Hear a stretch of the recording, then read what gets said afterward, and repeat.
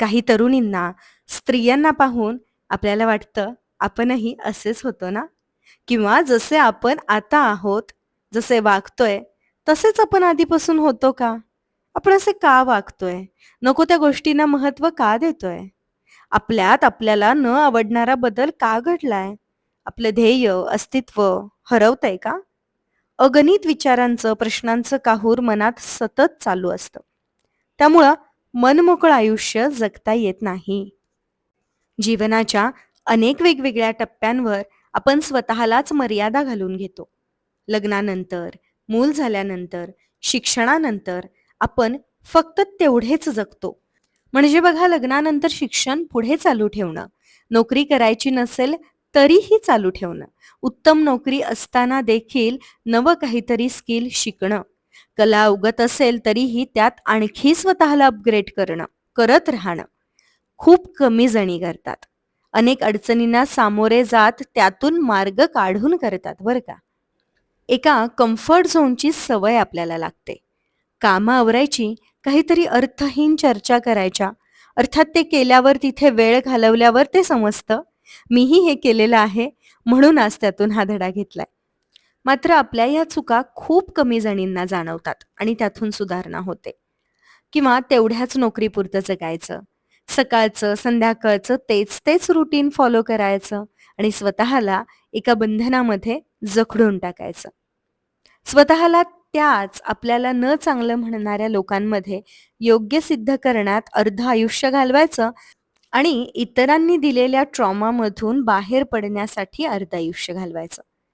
उगाचच मीपणा, उगाचच मानपान, मोठेपणा बाजूला सारून एकदा जगून तर बघूयात. टिपिकल विचार आपोआप दूर पळतील बरं. क्षुल्लक गोष्टींवर विचार करून, अतिविचार करून किती त्याला मोठं करणार आपण? त्यापेक्षा आपल्यातलं मोठंपण वाढवूयात. अर्थहीन विचारांपासून दूर जाताना त्यांच्या आणखी जवळ घेऊन जाणारे क्षण, प्रसंग येतील. त्या प्रसंगांना ओलांडून पुढे जाणार आहे की तिथंच गुरफटणार आहे, हे आपलं आपणच ठरवावं लागणार. तिने माझ्याकडे काम केलं नव्हतं, मी नाही बाई तिला मदत करणार. तिने माझ्याकडे काम केलं नव्हतं, मी नाही बाई तिला मदत करणार. तिला सांगतेच, मला असं म्हणते काय, आता तिला दाखवतेच. ती माझ्या नवऱ्याशी बोललीच नाही. तिने मला सांगितलंच नाही. त्याने माझ्यासोबत फोटोज काढला नाही. बापरे! किती, किती, किती तो बालिशपणा. या सगळ्यासोबत आपण 50 ते 60 वर्ष जगतो. आपल्याच नकळत या सर्वांचं ओझं किती आणि केव्हापर्यंत आपण वाहत राहायचंय? या सर्व गोष्टींमुळे आपण नाही आनंद घेऊ शकत भरभरून. नाही आपण भरभरून जगू शकत. ना स्वतःच्या आयुष्याचा आनंद घेऊ शकतो, ना इतरांच्या आनंदाचा आनंद घेऊ शकतो. म्हणून सांगते मैत्रिणींनो, बायकांनो, माझ्या जवळच्या मैत्रिणींनो, जाग्या व्हा. काय कसलं टिपिकल आयुष्य जगताय? जगण्यात नव्या वैचारिक गोष्टींची भर पाडा. तर आणि तरच नको तो कचरा निघून जाईल बरं. कोणत्या गोष्टीला महत्त्व देतोय ते खरंच योग्य आहे का? तो विषय खरंच चर्चा करण्यासारखा आहे का? खरंच रागावण्यासारखं होतं का हे? का खरंच रुसण्यासारखं हे आहे? असे प्रश्न स्वतःला विचारूयात आणि स्वतःचं आत्मपरीक्षण सतत पावलोपावलावरती करत राहूयात. प्रत्येक वेळी पुढचं पाऊल आत्मपरीक्षण करून स्वतःच्या चुका लक्षात घेऊनच उचलूयात. स्वतःला योग्य, बिचारं, खूप चांगलं बनवण्यासाठी कोणतीच गोष्ट नका करू. जगण्यात, वागण्यात, आयुष्यात तत्वांचं पालन करूया. थोडं तरी तत्वनिष्ठ राहूयात.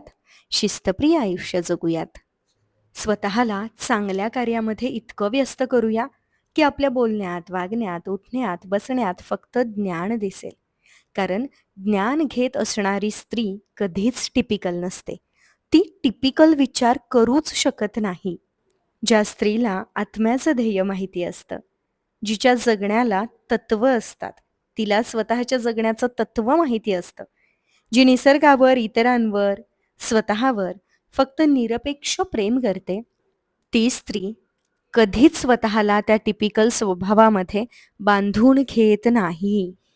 तिला स्वतःला छान कॅरी करता येतं, प्रेझेंट करता येतं. ती बोलण्याआधी तिचा ऑरा बोलतो. हर एक साच्यामध्ये ती फिट होऊ शकते. सगळ्यांसोबत राहत ती स्वतःचं अस्तित्व जगते. ती अलिप्त राहते. प्रत्येक वाईट परिस्थितीमध्ये देखील ती चांगलंच बघते. आणि आपल्यालाही अशीच स्त्री व्हायचं आहे, जी स्वतःचं आयुष्य कुठूनही कशीही घडवू शकते.